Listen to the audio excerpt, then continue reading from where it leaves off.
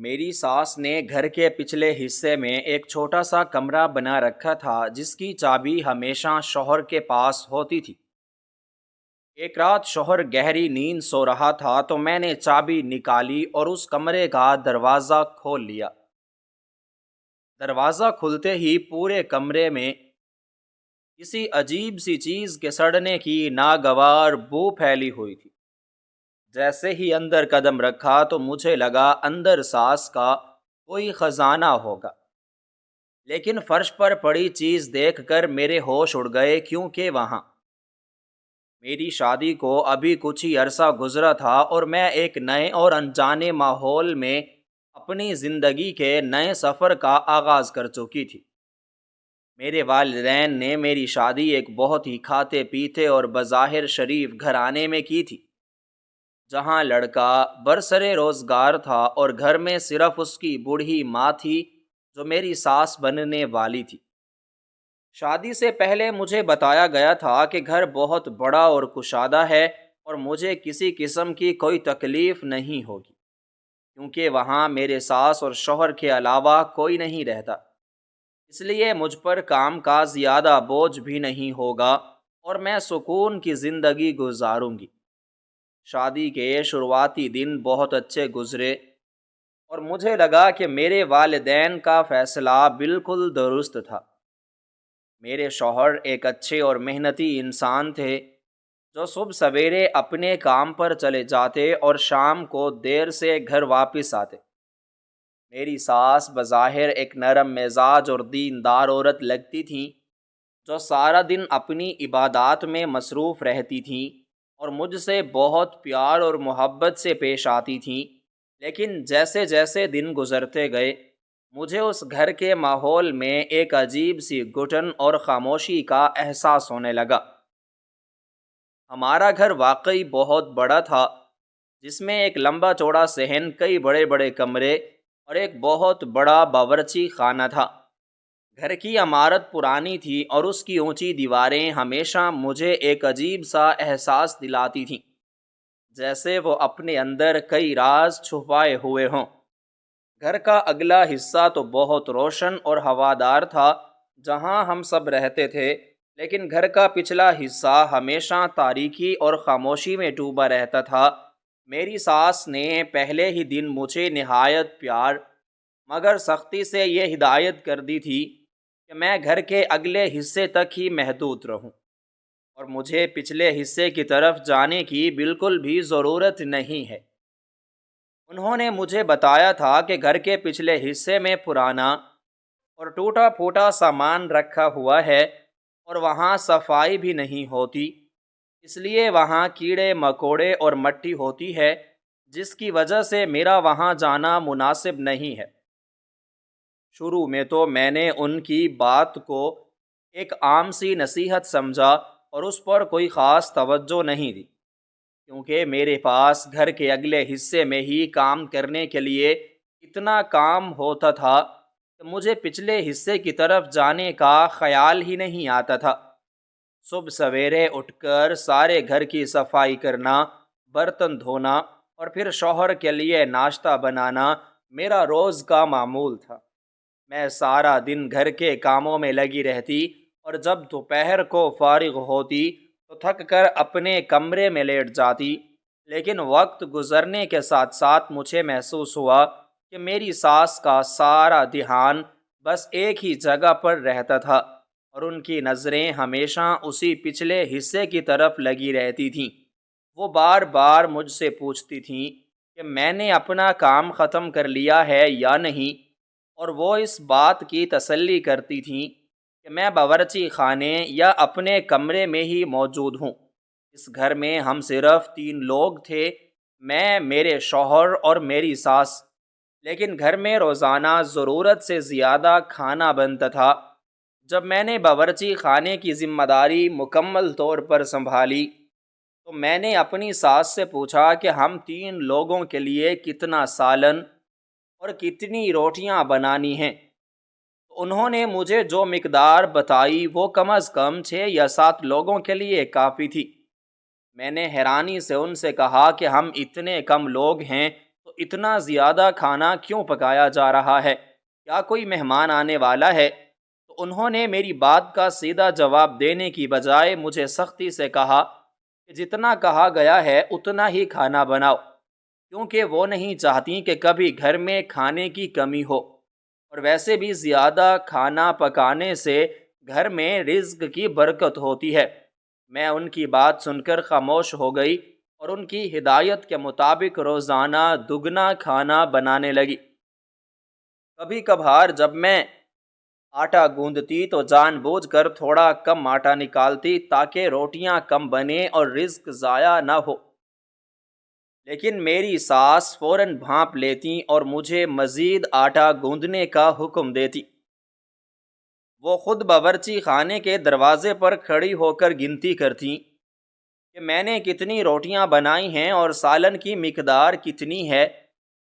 میری حیرت میں اس وقت اضافہ ہو گیا جب میں نے دیکھا کہ وہ روزانہ دوپہر اور رات کے وقت ایک بڑی تھالی میں وہ سارا اضافی کھانا ڈالتی، اس کے ساتھ پانی کا ایک بڑا جگ رکھتی اور پھر وہ تھالی خود اٹھا کر اس کمرے کی طرف جاتی جو مجھ سے چھپایا گیا تھا اور جس کی طرف جانے سے مجھے سختی سے منع کیا گیا تھا۔ وہ جب بھی پچھلے حصے کی طرف جاتی تو مجھے سختی سے تاکید کرتی کہ میں اپنے کمرے میں ہی رہوں اور جب تک وہ واپس نہ آئیں میں باہر نہ نکلوں۔ ان کا یہ عمل روزانہ کا لازمی حصہ بن چکا تھا اور وہ کبھی بھی ناغہ نہیں کرتی تھیں، چاہے گرمی ہو یا سردی یا ان کی طبیعت کتنی ہی خراب کیوں نہ ہو۔ وہ ہمیشہ خود ہی وہ بھاری تھالی اٹھا کر وہاں جاتی اور جب واپس آتی تو وہ تھالی بالکل خالی ہوتی تھی اور برتنوں پر کھانے کے نشانات موجود ہوتے تھے جنہیں مجھے دھونا پڑتا تھا۔ یہ بات میرے لیے انتہائی ناقابل فہم تھی کہ آخر وہ اتنا سارا کھانا کسے دے کر آتی ہیں؟ کیا وہاں کوئی جانور ہے جسے پالا ہوا ہے یا کوئی اور انسان چھپا ہوا ہے؟ میری ساس کا یہ پراسرار رویہ میرے ذہن میں کئی سوال پیدا کرتا تھا اور میں ہر وقت یہی سوچتی رہتی تھی کہ اس سب کے پیچھے کیا راز ہو سکتا ہے۔ میں نے کئی بار کوشش کی کہ چھپ کر ان کے پیچھے جاؤں اور دیکھوں کہ وہ کیا کرتی ہیں، لیکن وہ اتنی محتاط تھیں کہ وہ ہمیشہ پیچھے مڑ کر دیکھتی تھیں اور اس بات کی مکمل تسلی کرتی تھیں کہ میں ان کے پیچھے نہیں آ رہی۔ میں نے اپنے شوہر سے بھی اس بارے میں بات کرنے کی کوشش کی اور رات کو جب وہ کام سے واپس آئے تو میں نے ان کے لیے کھانا لگایا اور باتوں باتوں میں ان سے پوچھا کہ ساس روزانہ اتنا سارا کھانا لے کر پچھلے حصے میں کہاں جاتی ہیں اور مجھے وہاں جانے سے کیوں روکا گیا ہے؟ لیکن میرے شوہر کا رویہ اس کمرے کے معاملے میں بالکل اپنی ماں جیسا تھا۔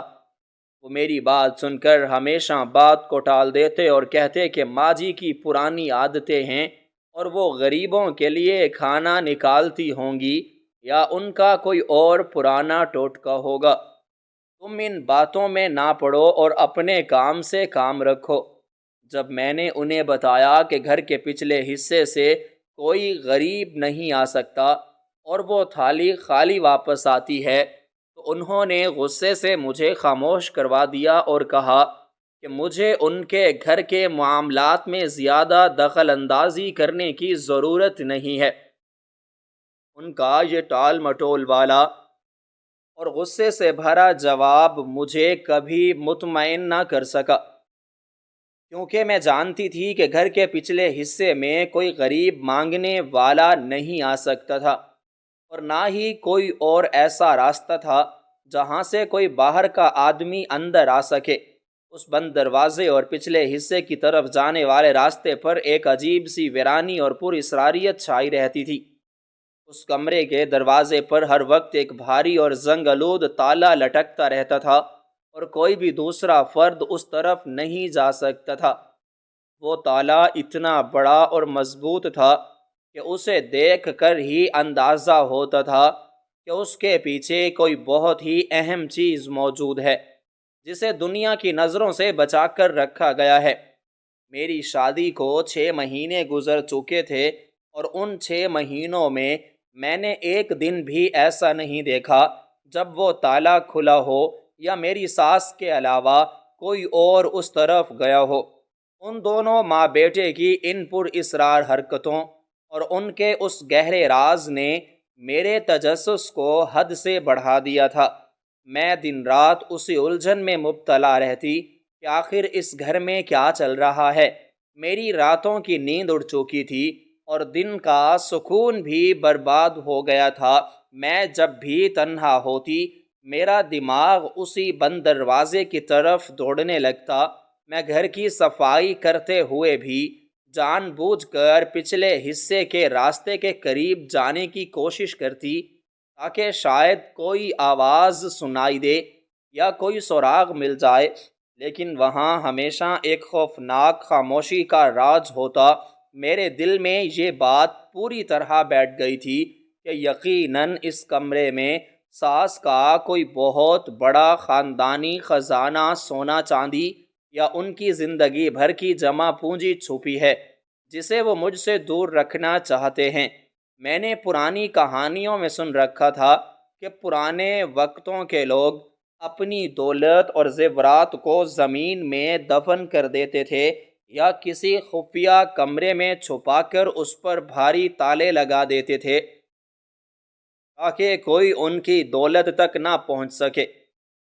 مجھے یقین ہو چلا تھا کہ میری ساس نے بھی یقیناً ایسا ہی کچھ کیا ہوا ہے، اور وہ اتنا سارا کھانا شاید کسی ایسے پہرے دار کو دیکھ کر آتی ہیں جو اس خزانے کی حفاظت کر رہا ہے، یا پھر ان کا کوئی وہم ہے کہ کھانے پینے کی چیزیں رکھنے سے ان کی دولت میں اضافہ ہوگا، اس لیے سخت پہرے داری کی جاتی ہے اور مجھے ایک اجنبی سمجھ کر اس راز سے دور رکھا جا رہا ہے تاکہ میں اس دولت پر اپنا حق نہ جتا سکوں۔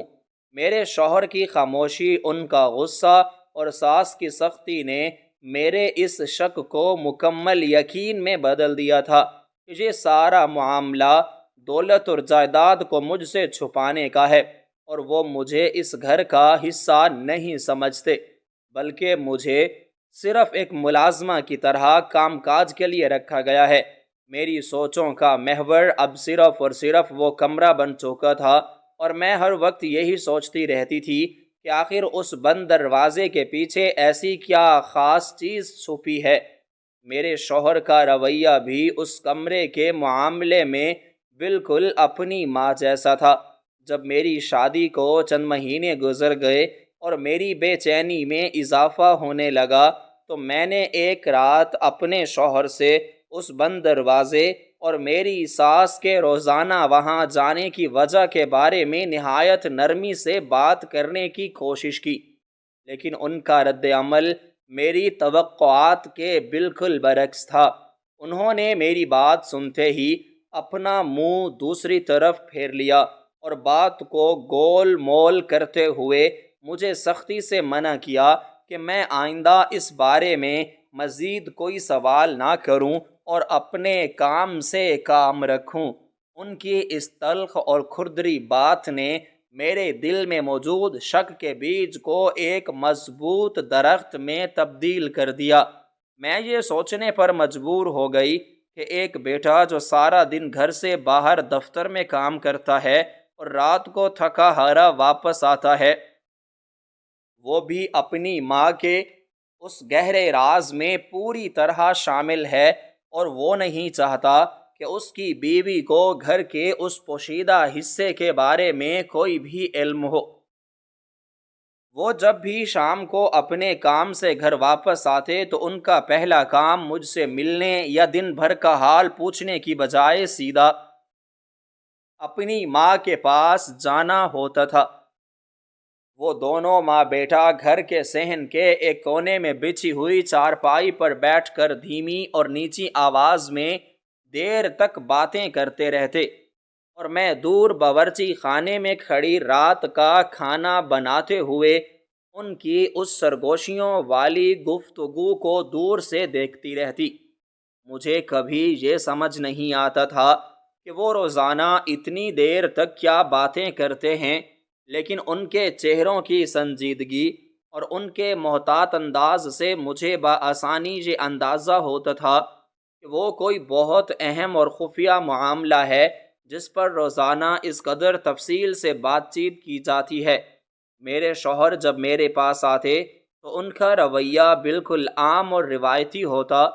وہ مجھ سے صرف گھر کے روزمرہ کاموں کا پوچھتے، کھانے کے بارے میں بات کرتے اور پھر کھانا کھا کر خاموشی سے سو جاتے۔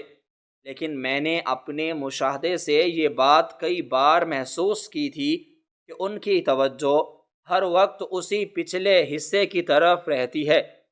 رات کو سونے سے پہلے وہ ہمیشہ ایک آخری چکر گھر کے پچھلے حصے کا ضرور لگاتے اور اس بات کی مکمل تسلی کرتے کہ وہ بھاری تالا اپنی جگہ پر پوری طرح موجود ہے اور دروازہ مکمل طور پر بند ہے۔ ان کی اس روزانہ کی احتیاط نے میرے ذہن میں خطرے کی ایک بڑی گھنٹی بجا دی تھی کہ یقیناً اس پر اسرار کمرے میں کوئی ایسی چیز موجود ہے جس کی حفاظت ان دونوں ماں بیٹے کے لیے ان کی اپنی جان سے بھی زیادہ اہم ہے۔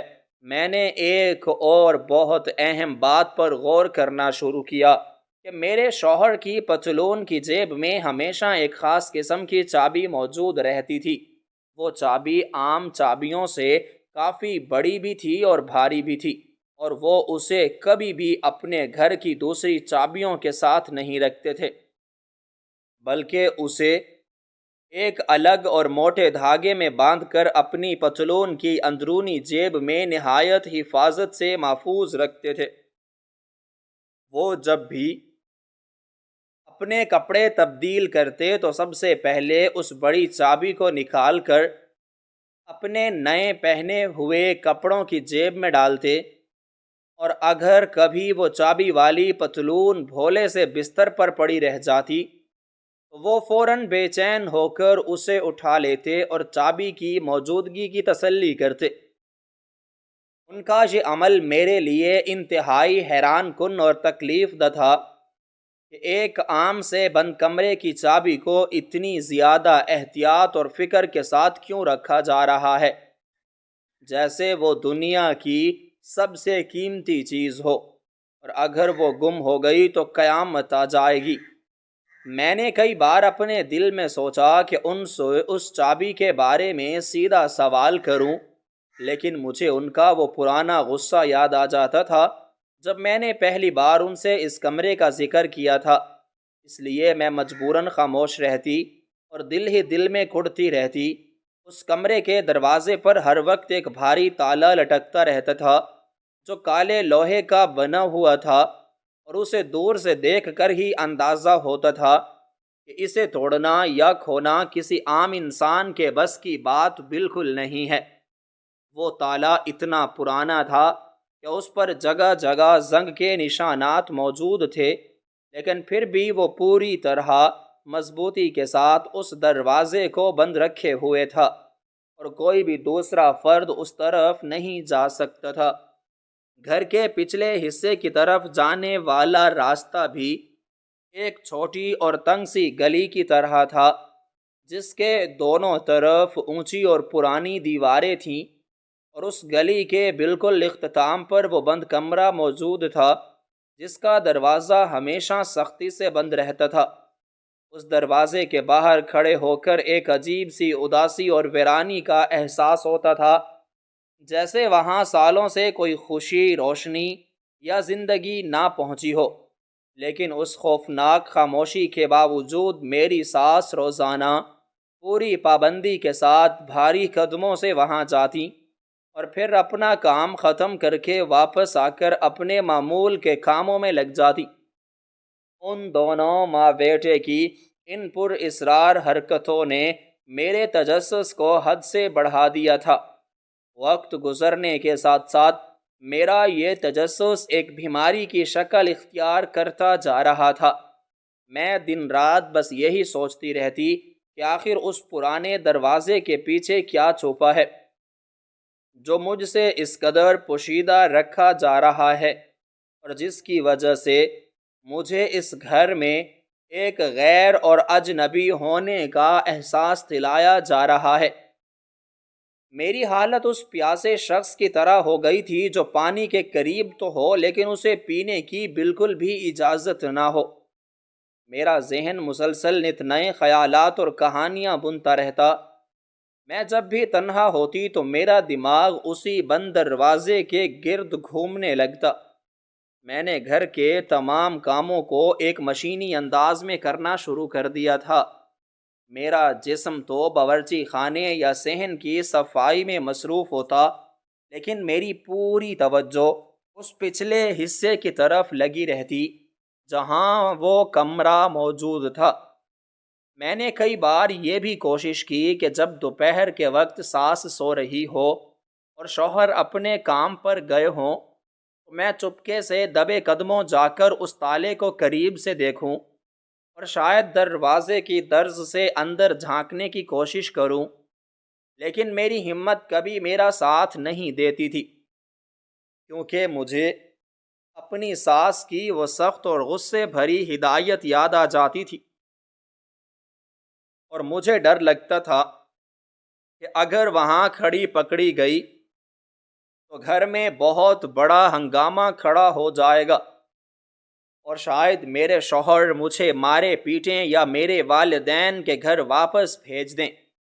میں جب بھی اپنے میکے جاتی تو میری ماں مجھ سے میرے نئے گھر کے بارے میں پوچھتی، لیکن میں انہیں کبھی کچھ نہیں بتاتی تھی، کیونکہ میں انہیں پریشان نہیں کرنا چاہتی تھی، اور نہ ہی میں یہ چاہتی تھی کہ وہ یہ سمجھیں کہ ان کی بیٹی اپنے سسرال والوں کی دولت پر نظر رکھے ہوئے ہے۔ میں نے اس راز کو خود ہی سلجھانے کا ارادہ کر لیا تھا۔ میرے دل میں یہ بات پوری طرح بیٹھ گئی تھی کہ یقیناً اس کمرے میں ساس کا کوئی بہت بڑا خاندانی خزانہ یا زندگی بھر کی جمع پونجی چھپی ہے۔ میں نے اکثر اپنی دادی اور نانی کی پرانی کہانیوں میں سن رکھا تھا کہ پرانے وقتوں کے لوگ اپنی دولت اور سونا چاندی بینکوں میں رکھنے کی بجائے گھر کے کسی خفیہ حصے میں زمین کے اندر دبا دیتے تھے، یا کسی مضبوط اور بھاری صندوق میں بند کر کے اس پر بڑے بڑے تالے لگا دیتے تھے تاکہ کوئی ان کی محنت کی کمائی تک نہ پہنچ سکے۔ میری ساس بھی بالکل پرانے خیالات کی عورت تھیں، اور ان کا رہن سہن بھی بہت سادہ تھا۔ وہ گھر کے روزمرہ خرچ میں بہت زیادہ بحث کرتی تھیں اور کسی بھی چیز پر فالتو پیسہ خرچ کرنے کے سخت خلاف تھیں۔ وہ مجھے بھی بار بار یہی کہتی تھیں کہ پانی کم استعمال کرو اور صابن کو ضائع مت کرو۔ ان کی اس قدر کنجوسی اور اس بند کمرے کی سخت حفاظت نے میرے اس شک کو مزید پختہ کر دیا کہ انہوں نے اپنی ساری زندگی کی بچت اور پرانا خاندانی سونا اسی کمرے میں چھپا رکھا ہے، اور شاید وہ زیادہ کھانا جو وہ روزانہ اندر لے کر جاتی ہیں وہ کسی ایسے پہرے دار، پرانے خادم یا کسی عامل کے لیے ہوتا ہوگا جو اس خزانے کی حفاظت کے لیے وہاں بٹھایا گیا ہے اور جسے باہر آنے کی بالکل اجازت نہیں ہے، یا پھر یہ ان کا کوئی اپنا وہم یا پرانا عقیدہ ہوگا کہ وہاں کھانے پینے کی چیزیں رکھنے سے ان کی دولت محفوظ رہتی ہے اور اس میں برکت ہوتی ہے۔ مجھے اپنے شوہر اور ساس پر بہت زیادہ غصہ آتا تھا کہ انہوں نے مجھے اپنے گھر کی بہو تو بنا لیا ہے، لیکن مجھے اپنے گھر کے رازوں میں شامل کرنے کے لیے بالکل تیار نہیں ہیں۔ وہ مجھ سے اپنی دولت چھپانا چاہتے ہیں جیسے میں کوئی چور ہوں اور ان کا سونا چاندی چرا کر اپنے میکے لے جاؤں گی۔ میں ایک اچھے اور کھاتے پیتے باعزت گھرانے کی بیٹی تھی، اور مجھے ان کے پیسوں یا ان کے خاندانی خزانے سے کوئی غرض نہیں تھی، لیکن جس طرح وہ مجھ سے یہ سب چھپا رہے تھے اور مجھے ایک اجنبی سمجھ کر گھر کے ایک حصے سے دور رکھ رہے تھے، اس بات نے میرے اندر ایک شدید قسم کی ضد اور تجسس پیدا کر دیا تھا۔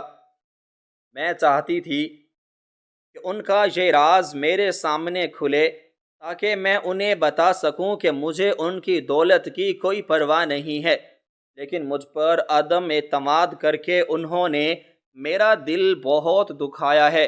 میری راتوں کی نیند اڑ چکی تھی اور میں گھنٹوں جاگتی رہتی اور سوچتی رہتی کہ میں کس طرح اس کمرے کا تالا کھولوں اور اندر جا کر دیکھوں کہ میری سوچ کہاں تک درست ہے۔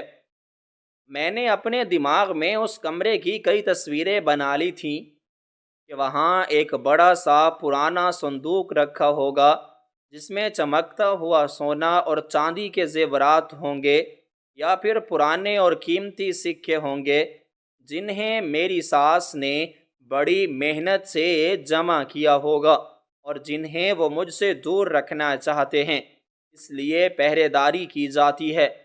وقت تیزی سے گزرتا جا رہا تھا لیکن میری بے چینی میں کوئی کمی نہیں آ رہی تھی۔ میرا تجسس اب اس حد تک بڑھ چکا تھا کہ وہ میرے قابو سے بالکل باہر ہونے لگا تھا۔ میری ساس نے گھر کے پچھلے حصے میں ایک چھوٹا سا کمرہ بنا رکھا تھا جس کی چابی ہمیشہ شوہر کے پاس ہوتی تھی، اور وہ دونوں اس کی حفاظت اپنی جان سے بھی زیادہ کرتے تھے۔ میری راتوں کی نیند اڑ گئی تھی اور میں بس ایک ہی موقع کی تلاش میں تھی کہ کس طرح وہ خاص چابی میرے ہاتھ لگ جائے تاکہ میں اس پرانے اور بھاری دروازے کے پیچھے چھپے ہوئے اس پر اسرار خاندانی خزانے کو جان سکوں، جس کی وجہ سے مجھے اس گھر میں ایک اجنبی بنا کر رکھا گیا تھا۔ بالآخر ایک رات مجھے وہ موقع مل ہی گیا۔ رات کا پچھلا پہر تھا اور پورا گھر ایک گہری اور خوفناک خاموشی میں ڈوبا ہوا تھا۔ میرا شوہر دن بھر کی سخت تھکاوٹ کی وجہ سے اپنے بستر پر نہایت گہری نیند سو رہا تھا۔ میں نے اپنے دل کو مضبوط کیا اور ہمت جمع کر کے خاموشی سے اس کی پتلون کی جیب سے وہ بھاری چابی نکال لی۔ میرے ہاتھ کانپ رہے تھے اور دل زور زور سے دھڑک رہا تھا، لیکن میں نے اپنے قدموں کی کوئی آواز پیدا کیے بغیر گھر کے پچھلے حصے کا رخ کیا۔ میں نے وہ چابی اس پرانے اور زنگ آلود تالے میں لگائی اور اسے گھما کر اس کمرے کا دروازہ کھول لیا۔ دروازہ کھلتے ہی پورے کمرے میں کسی عجیب سی چیز کے سڑنے کی انتہائی ناگوار اور متعفن بو پھیلی ہوئی تھی جس نے میرے دماغ کو سن کر دیا۔ میں نے اپنے ناک پر کپڑا رکھا اور جیسے ہی اندر قدم رکھا تو مجھے لگا اندر ساس کا کوئی بہت بڑا خاندانی خزانہ سونا یا چاندی موجود ہوگا، لیکن فرش پر پڑی چیز دیکھ کر میرے ہوش اڑ گئے، کیونکہ وہاں فرش پر کوئی سونا، چاندی، زیورات یا پیسوں سے بھرا ہوا صندوق نہیں تھا جس کا میں پچھلے کئی مہینوں سے اپنے ذہن میں تصور کر رہی تھی۔ وہاں کوئی ایسی چیز نہیں تھی جسے خاندانی خزانہ یا زندگی بھر کی جمع پونجی کہا جا سکے۔ میری آنکھیں اس اندھیرے اور نیم تاریک کمرے میں کچھ دیکھنے اور سمجھنے کی کوشش کر رہی تھیں، اور اس متعفن اور سڑان زدہ بو نے میرے حواسوں کو بری طرح جھنجھوڑ کر رکھ دیا تھا۔ میں نے اپنے ناک اور منہ کو اپنے دوپٹے سے مضبوطی سے ڈھانپ لیا تاکہ مجھے الٹی نہ آ جائے۔ وہ بو اتنی شدید تھی کہ محسوس ہو رہا تھا جیسے سالوں سے اس کمرے کی صفائی نہیں کی گئی اور ہر طرف غلاظت بکھری ہوئی ہے۔ میری نظریں کمرے کے فرش پر ادھر ادھر گھوم رہی تھیں اور مجھے دیواروں کے ساتھ جگہ جگہ سڑے ہوئے اور بچے کھچے کھانے کے ڈھیر نظر آ رہے تھے۔ وہ وہی کھانا تھا جو میری ساس روزانہ دوپہر اور رات کے وقت ایک بڑی تھالی میں ڈال کر اس کمرے میں لے کر آتی تھیں، اور جسے میں سمجھتی تھی کہ وہ شاید کسی پہرے دار کے لیے ہے یا کسی پرانے عامل کے لیے ہے جو خزانے کی حفاظت کر رہا ہے، لیکن وہاں تو چاروں طرف صرف اور صرف سڑے ہوئے سالن، باسی روٹیوں اور گندگی کا ایک بدبودار ڈھیر لگا ہوا تھا جس پر بے شمار کیڑے مکوڑے رینگ رہے تھے اور مکھیاں بھن بھنا رہی تھیں۔ یہ سارا منظر میری ان تمام سوچوں اور تصورات کے بالکل برعکس تھا جو میں نے اس کمرے کے بارے میں اپنے دماغ میں بنا رکھے تھے، اور پھر اچانک میری نظر اس گندگی اور غلاظت کے بالکل درمیان میں زمین پر پڑی ایک چیز پر ٹھہر گئی۔ میرا دل ایک لمحے کے لیے دھڑکنا ہی بھول گیا، اور میری سانسیں میرے گلے میں ہی آ کے اٹک گئیں۔ وہ کوئی بے جان چیز نہیں تھی، اور نہ ہی کوئی پیسوں کی بوری تھی، بلکہ وہ تو ایک جیتا جاگتا انسان تھا جو اس فرش پر انتہائی بے بسی اور خستہ حالی میں پڑا ہوا تھا۔ میری آنکھیں پھٹی کی پھٹی رہ گئیں، اور میرا سارا جسم خوف اور صدمے کے مارے برف کی طرح ٹھنڈا پڑ گیا۔ میں نے اپنی آنکھوں پر یقین کرنے کے لیے چند قدم مزید آگے بڑھائے، اور اس مدھم روشنی میں اس انسان کو غور سے دیکھنے کی کوشش کی۔ وہ ایک انتہائی کمزور اور ہڈیوں کا ڈھانچہ بن چکا انسان تھا، جس کے جسم پر گوشت نام کی کوئی چیز نہیں تھی، اور اس کی پسلیاں صاف نظر آ رہی تھیں۔ اس نے جو کپڑے پہن رکھے تھے وہ کپڑے کم اور چیتھڑے زیادہ لگ رہے تھے، جو جگہ جگہ سے پھٹے ہوئے تھے، اور ان پر میل اور گندگی کی موٹی تہیں جمی ہوئی تھیں۔ اس کے بال لمبے اور الجھے ہوئے تھے، اور چہرے پر ایک بڑی اور بے ترتیب داڑھی تھی جس نے اس کے آدھے سے زیادہ چہرے کو چھپا رکھا تھا۔ وہ اس سرد فرش پر سکڑ کر لیٹا ہوا تھا اور ہلکے ہلکے کانپ رہا تھا۔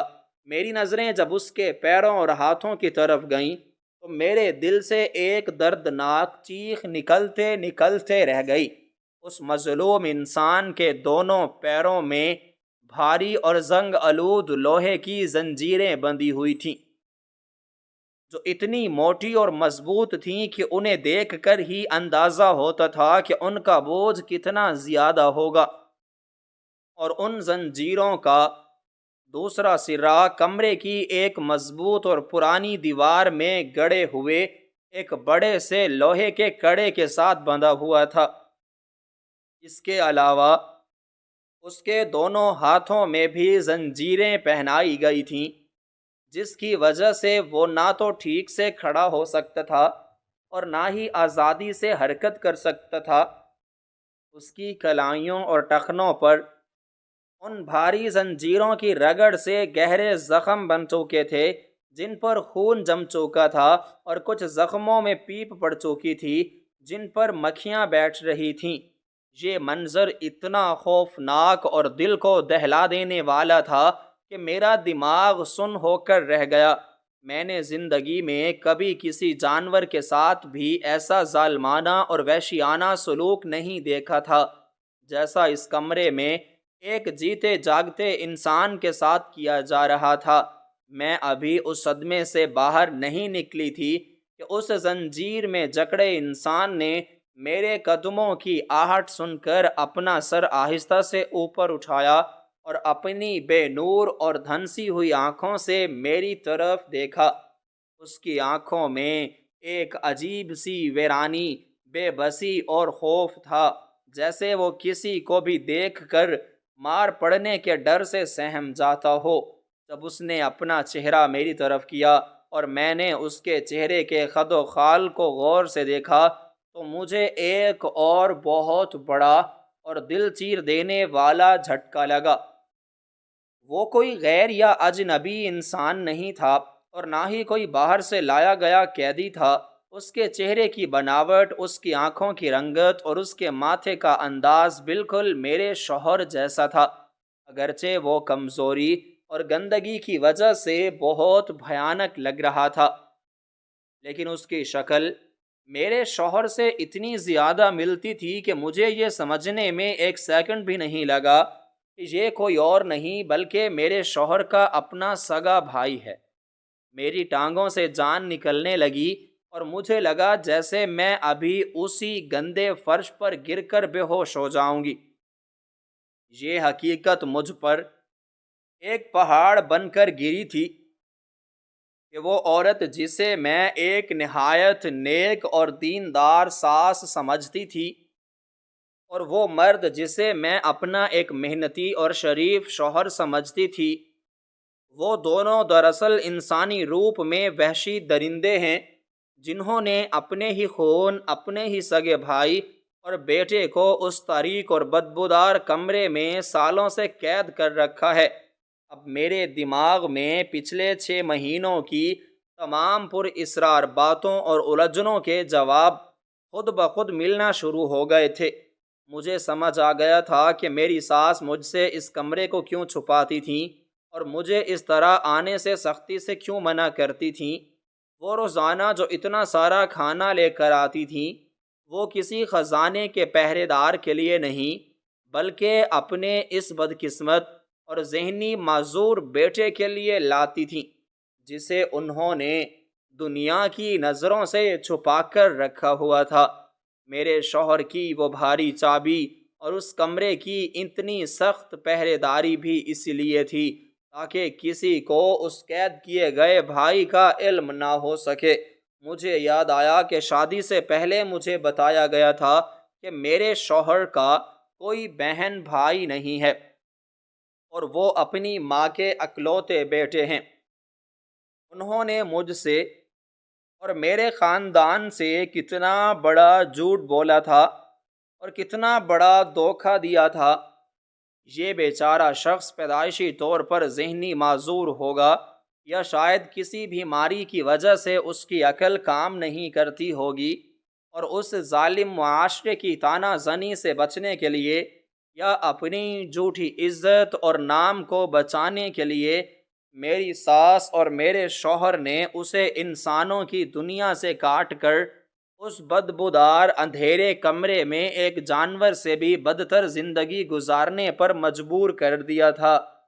وہ اسے کھانا بھی ایسے دیتے ہوں گے جیسے کسی کتے کے ٹکڑے ڈالے جاتے ہیں، زمین پر بکھرا ہوا کھانا، اور اس کی یہ حالت اس بات کی گواہی دے رہی تھی کہ اسے نہلانے دھلانے یا اس کے زخموں کی صفائی کرنے والا بھی کوئی نہیں تھا۔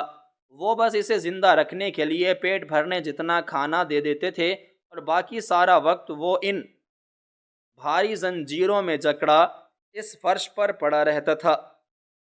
میں دروازے کی چوکھٹ کے ساتھ لگی کھڑی تھی اور میرے آنسو بے اختیار میری آنکھوں سے بہہ کر میرے گالوں کو بھگو رہے تھے۔ میرا تو دل خون کے آنسو رو رہا تھا۔ اس کی اس خستہ حالی اور ان بھاری زنجیروں کو دیکھ کر میرے اندر انسانیت جاگ اٹھی تھی، اور مجھے اپنے سسرال والوں سے شدید نفرت اور کراہت محسوس ہونے لگی تھی۔ میں سوچ رہی تھی کہ ایک ماں جو اپنے بچے کو 9 مہینے اپنے پیٹ میں رکھتی ہے، اسے اپنا خون پلا کر پالتی ہے، وہ اسی بچے کے ساتھ ایسا ظلم کیسے کر سکتی ہے؟ میری ساس جو سارا دن ہاتھ میں تسبیح پکڑے عبادات میں لگی رہتی تھیں، کیا ان کی عبادات اور دعائیں اس مظلوم کی آہوں کے سامنے کوئی حیثیت رکھتی تھیں؟ کیا انہیں اللہ کا کوئی خوف نہیں تھا کہ وہ اپنے ہی لختے جگر کو اس طرح زنجیروں میں باندھ کر کیڑے مکوڑوں کے حوالے کر چکی تھیں؟ اور میرے شوہر جو بظاہر بہت شریف اور محنتی انسان بنتے تھے، وہ اپنے ہی سگے بھائی کا یہ حال دیکھ کر رات کو سکون سے کیسے سو سکتے تھے؟ وہ مجھے چھوٹی چھوٹی باتوں پر اخلاق اور سادگی کا درس دیتے تھے، لیکن ان کا اپنا اخلاق اتنا گرا ہوا اور مردہ ہو چکا تھا کہ وہ ایک بے بس اور لاچار انسان کو قیدی بنا کر رکھے ہوئے تھا۔ میں نے اس کمرے میں ہر طرف نظر دوڑائی تو مجھے وہاں پینے کے پانی کا ایک گندا اور ٹوٹا ہوا پیالہ بھی نظر نہیں آیا، جس کا کائی جمی ہوئی تھی اور اس میں پانی کی بجائے کیچڑ جیسا کچھ بھرا ہوا تھا۔ وہ بیچارہ پیاس لگنے پر شاید یہی گندا پانی پینے پر مجبور ہوگا۔ اس کی ٹانگوں پر موجود زنجیروں کے نشانات بتا رہے تھے کہ یہ قید کچھ دنوں یا مہینوں کی نہیں، بلکہ اسے سالوں سے اسی طرح باندھ کر رکھا گیا ہے۔ اس کے پٹھوں میں اتنی جان بھی نہیں بچی تھی کہ وہ سیدھا کھڑا ہو سکے۔ اس نے مجھے دیکھ کر کوئی شور نہیں مچایا اور نہ ہی کچھ بولنے کی کوشش کی، کیونکہ شاید وہ بولنا بھی بھول چکا تھا، یا اسے معلوم تھا کہ شور مچانے کا کوئی فائدہ نہیں ہے۔ اس نے بس مجھے اپنی ان بے نور اور خوف زدہ آنکھوں سے دیکھا اور پھر اپنا سر واپس اسی گندگی اور سڑے ہوئے کھانے کے ڈھیر پر رکھ دیا، جیسے اسے اپنے حالات سے مکمل طور پر سمجھوتا کرنا پڑ گیا ہو اور اس نے ہر طرح کی امید چھوڑ دی ہو۔ یہ سارا منظر میرے ذہن اور روح پر ایک گہرے اور انمٹ زخم کی طرح نقش ہو گیا تھا۔ میں نے جس خاندانی خزانے کے لالچ اور تجسس میں اس کمرے کا دروازہ کھولا تھا، اس کی جگہ مجھے ایک ایسا بھیانک اور دردناک راز مل گیا تھا جس نے میری پوری زندگی اور میری سوچ کو ہمیشہ کے لیے بدل کر رکھ دیا تھا۔ اب مجھے اس گھر کی ان اونچی دیواروں سے واقعی ڈر لگنے لگا تھا، کیونکہ یہ دیواریں اینٹوں اور مٹی کی نہیں بلکہ ظلم، درندگی اور جھوٹ کی بنی ہوئی تھیں، اور ان دیواروں کے اندر جو لوگ رہتے تھے وہ انسان نہیں بلکہ انسان نما وحشی درندے تھے جن کے دلوں میں رحم نام کی کوئی چیز نہیں تھی۔ میں اس دروازے پر کھڑی صدمے سے بت بنی ہوئی تھی اور میرے دماغ میں ایک شدید طوفان برپا تھا۔ میرا پورا وجود کانپ رہا تھا، میرے ہاتھ پاؤں یکدم سن ہو گئے تھے۔ مجھے سمجھ نہیں آ رہا تھا کہ میں اس بھیانک سچائی کو کیسے ہضم کروں۔ میرے وہم و گمان میں بھی نہیں تھا کہ جس گھر کو میں اپنا سمجھ کر اس کے راز جاننے نکلی تھی، وہ گھر اتنی بڑی اور انسانیت سوز حقیقت کو اپنے اندر چھپائے ہوئے ہے۔ میری آنکھوں کے سامنے وہ سارے مناظر گھومنے لگے جب میری ساس بہت محبت اور سادگی سے مجھے کھانا زیادہ بنانے کا حکم دیتی اور کہتی کہ رزق ضائع نہیں ہوتا اور اس میں برکت ہوتی ہے۔ اب مجھے سمجھ آیا کہ وہ برکت نہیں تھی بلکہ وہ اپنے گناہ کو اور اپنے اس وحشیانہ عمل کو مجھ سے چھپانے کا ایک بہانہ تھا۔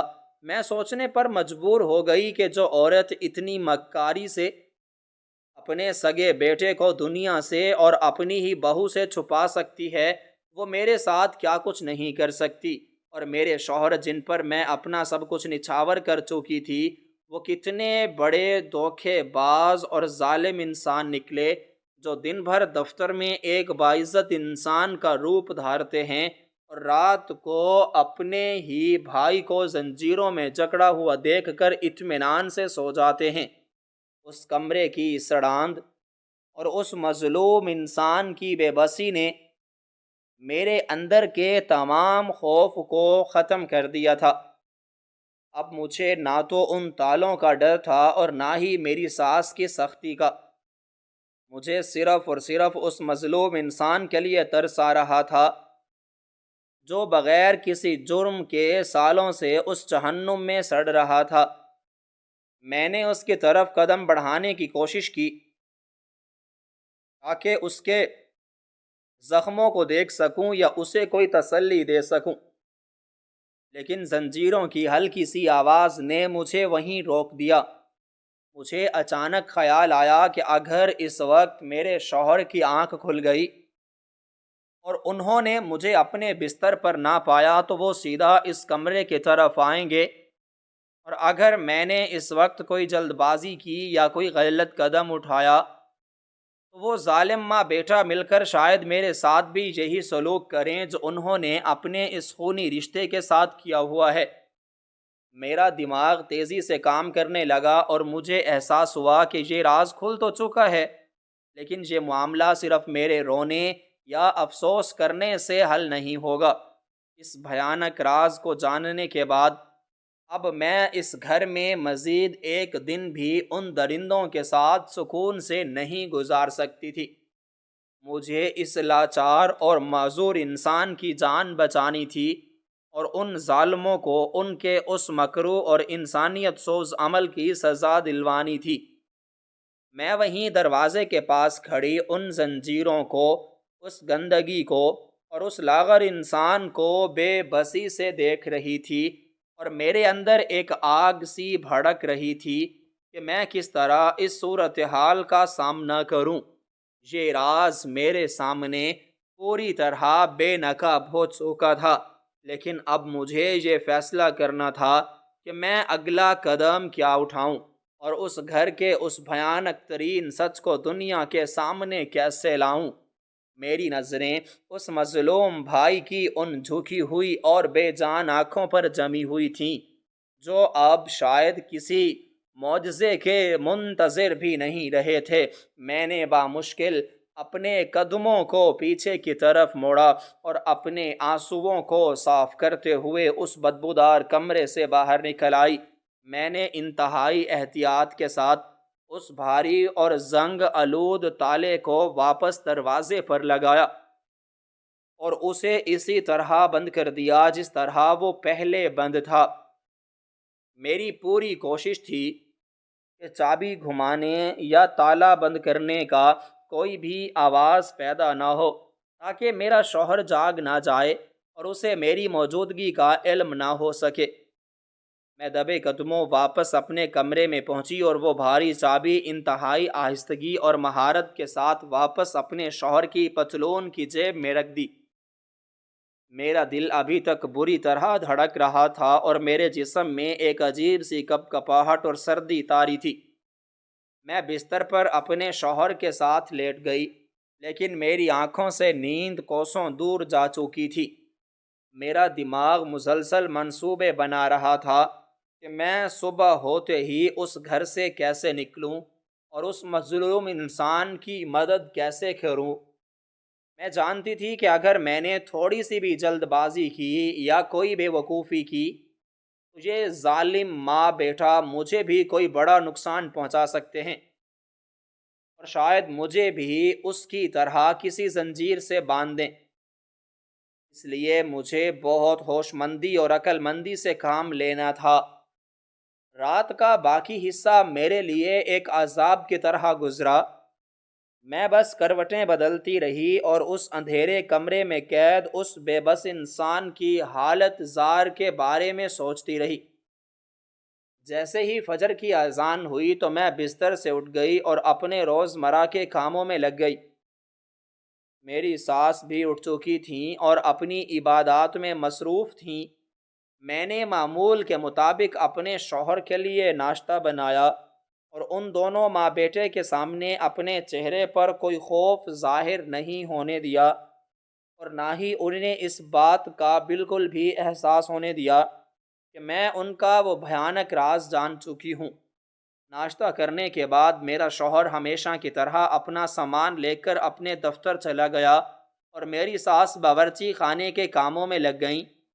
یہی وہ بہترین اور مناسب وقت تھا جس کا میں رات بھر بے صبری سے انتظار کر رہی تھی۔ میں نے جلدی سے اپنے کچھ ضروری کپڑے اور زیورات ایک کپڑے کے تھیلے میں ڈالے اور اپنی ساس کو یہ بہانہ بنا کر کہ میں محلے کی دکان سے کچھ ضروری سودا سلف لینے جا رہی ہوں، گھر کے مرکزی دروازے سے باہر نکل آئی۔ گھر سے باہر نکلتے ہی میں نے تیز تیز قدموں سے چلنا شروع کر دیا اور سیدھا اپنے والدین کے گھر پہنچی۔ میرے والدین مجھے اس وقت اور اس حالت میں دیکھ کر بہت زیادہ پریشان ہوئے۔ میں نے روتے ہوئے انہیں سارا واقعہ سنایا اور اس بدبودار کمرے میں قید اس لاغر اور ذہنی معذور انسان کی پوری حالت تفصیل سے بتائی۔ میری بات سن کر میرے والدین بھی سکتے میں آ گئے۔ انہیں یقین نہیں آ رہا تھا کہ جو لوگ بظاہر اتنے شریف اور نیک لگتے ہیں وہ اندر سے اتنے شفاق اور درندے ہو سکتے ہیں۔ میرے والد صاحب نے وقت ضائع کیے بغیر محکمے کے اعلیٰ عہدیداروں اور قانون کے رکھوالوں سے رابطہ کیا اور انہیں اس انسانیت سوز واقعے کی پوری تفصیل بتائی۔ قانون کے رکھوالے بھی اس ظلم کی داستان سن کر حیران رہ گئے اور انہوں نے فوری کارروائی کا فیصلہ کیا۔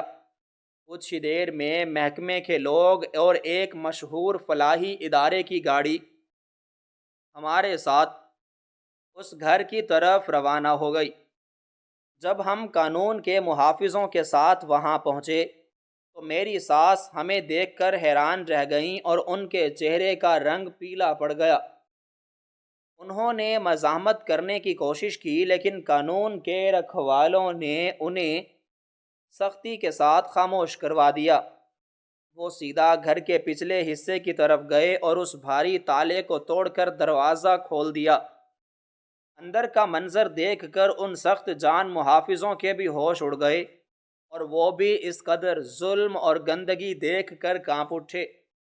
انہوں نے فوراً اس مظلوم انسان کو ان بھاری زنجیروں سے آزاد کروایا، اس کے زخموں پر مرہم رکھا اور اسے علاج کے لیے ایک بڑے شفا خانے منتقل کر دیا۔ میری ساس کو اسی وقت حراست میں لے لیا گیا، اور ان کی نشاندہی پر میرے شوہر کو بھی اس کے دفتر سے پکڑ کر سلاخوں کے پیچھے ڈال دیا گیا۔ ان دونوں ماں بیٹے کا اصلی اور بھیانک چہرہ اب پورے محلے اور دنیا کے سامنے بے نقاب ہو چکا تھا۔ ان کی ساری جھوٹی عزت اور شرافت خاک میں مل چکی تھی، اور انہیں اپنے سگے خون کے ساتھ ایسا ظلم کرنے پر سخت ترین سزا کا سامنا تھا۔ میں نے اسی دن خلا کا مقدمہ دائر کر کے ہمیشہ کے لیے اس ظالم اور بے حس خاندان سے اپنا رشتہ ختم کر لیا۔ مجھے اپنے اس فیصلے پر کوئی دکھ یا پچھتاوا نہیں تھا، بلکہ میرے دل میں ایک عجیب سا سکون تھا کہ میں نے ایک بے گناہ اور مظلوم انسان کو اس جہنم سے نکال کر اسے ایک نئی زندگی دی ہے۔ میری زندگی کا یہ تلخ باب ہمیشہ کے لیے بند ہو گیا تھا، اور میں نے اپنے والدین کے گھر ایک نئی اور پرسکون زندگی کا آغاز کیا۔